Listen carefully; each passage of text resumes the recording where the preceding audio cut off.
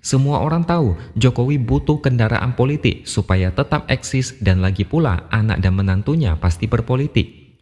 Punya partai itu sangat penting ke depannya. Bikin partai baru, pastinya Jokowi bakalan menjadi penguasa partai itu. Konsep terbuka itu cuma basa-basi di atas kertas. Melihat banyaknya rintangan itu, saya yakin partai super gagasan Jokowi itu sangat kecil peluangnya untuk lahir.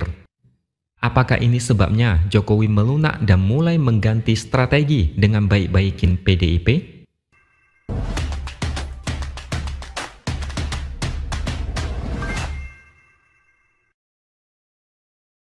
Halo, bertemu lagi dengan saya, X Hardy di Opini Seaword. Sebenarnya, gimana sih hubungan antara Jokowi dan PDIP? Ada yang bilang hubungan mereka baik-baik saja. Ada yang bilang hubungan mereka sudah selesai karena Jokowi dipecat oleh PDIP sebagai kader. Kalau hubungan baik-baik saja, ngapain Jokowi dipecat? Seperti misalnya hubungan suami istri, ngapain cerai kalau memang hubungan baik-baik saja, iya kan?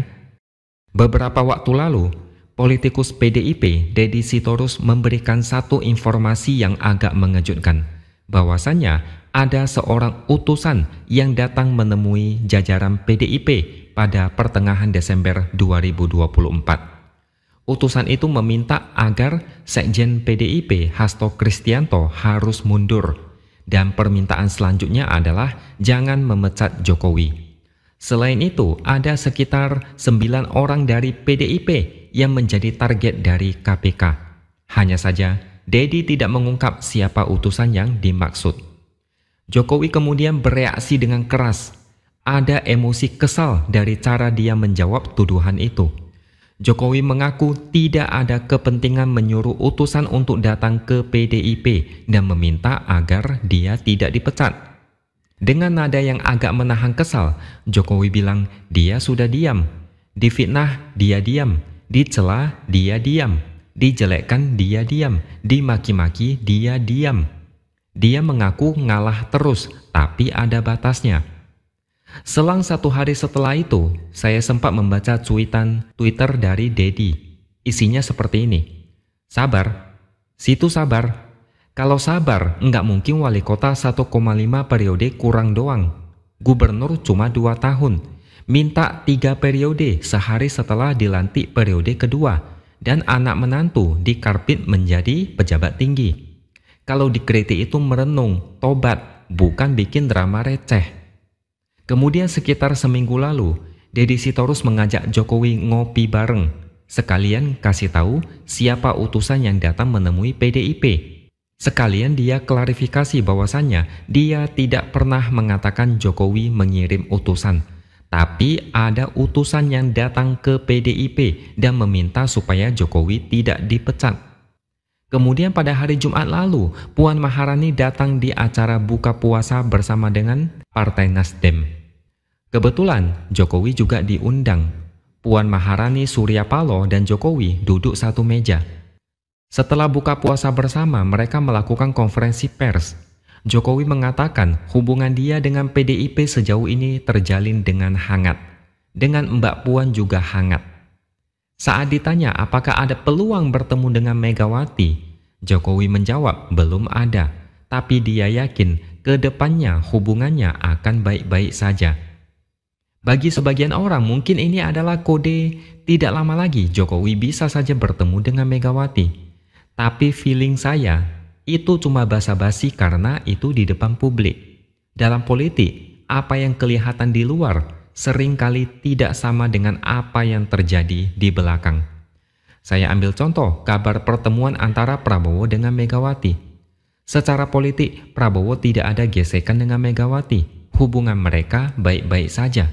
Tidak ada permusuhan.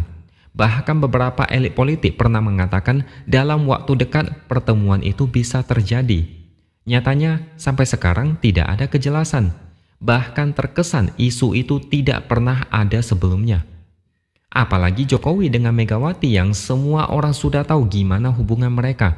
Semua itu jelas terlihat saat Pilpres. Peluang mereka bertemu itu hampir tidak mungkin dalam waktu dekat. Ucapan Jokowi itu bisa dianggap hanya sebagai formalitas. Ketika ditanya, dia pasti menjawab hubungan baik-baik saja. Kan enggak mungkin dia menjawab hubungan sudah hancur, sudah putus hubungan dengan PDIP. Ini tidak mungkin diucapkan di depan publik, apalagi di depan awak media. Tapi bisa saja, ini adalah sinyal-sinyal bahwasannya Jokowi agak melunak dengan PDIP. Timbul satu pertanyaan, apakah Jokowi kepingin balik lagi dengan PDIP? Deddy sempat bilang ada utusan yang meminta agar Jokowi jangan dipecat. Ini secara tidak langsung, Jokowi tidak mau lepas dari PDIP, entah apa alasannya. Apakah karena Jokowi punya rencana jangka panjang untuk berada di PDIP? Jokowi mungkin merasa dia itu populer, dihormati banyak orang, disukai rakyat. Jadi dia merasa bisa saja dia menjadi ketua umum PDIP di masa yang akan datang. Hasto Kristianto mengatakan Jokowi sempat berusaha untuk mengambil alih kursi ketua umum PDIP. Sekitar 5-6 bulan lalu sebelum pemilu ada seorang menteri yang datang, yang kata dia menteri yang powerful.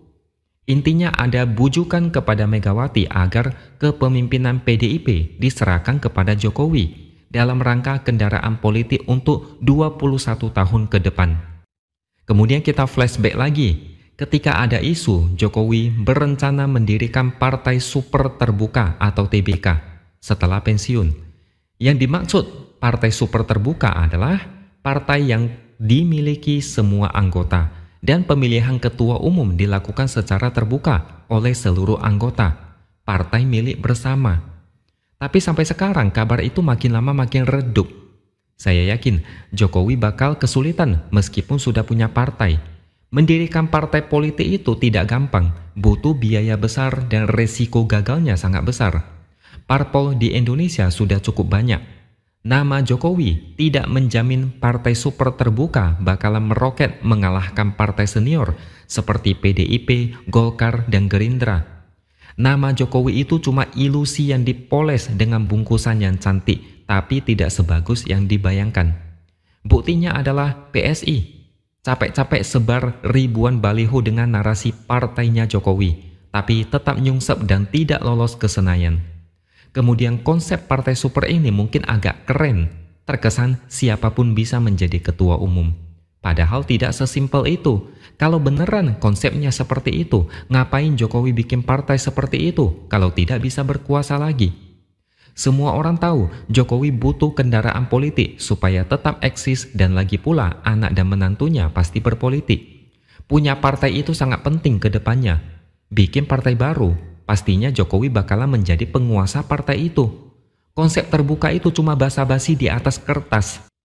Melihat banyaknya rintangan itu, saya yakin partai super gagasan Jokowi itu sangat kecil peluangnya untuk lahir. Apakah ini sebabnya Jokowi melunak dan mulai mengganti strategi dengan baik-baikin PDIP? Jokowi juga merasa optimis ke depannya hubungannya dengan PDIP akan baik-baik saja. Dan perlu kalian ketahui, Jokowi itu sangat haus perhatian. Jokowi mau eksis selama mungkin supaya tidak dilupakan. Haus perhatian, haus pujian, haus hormat, haus kekuasaan.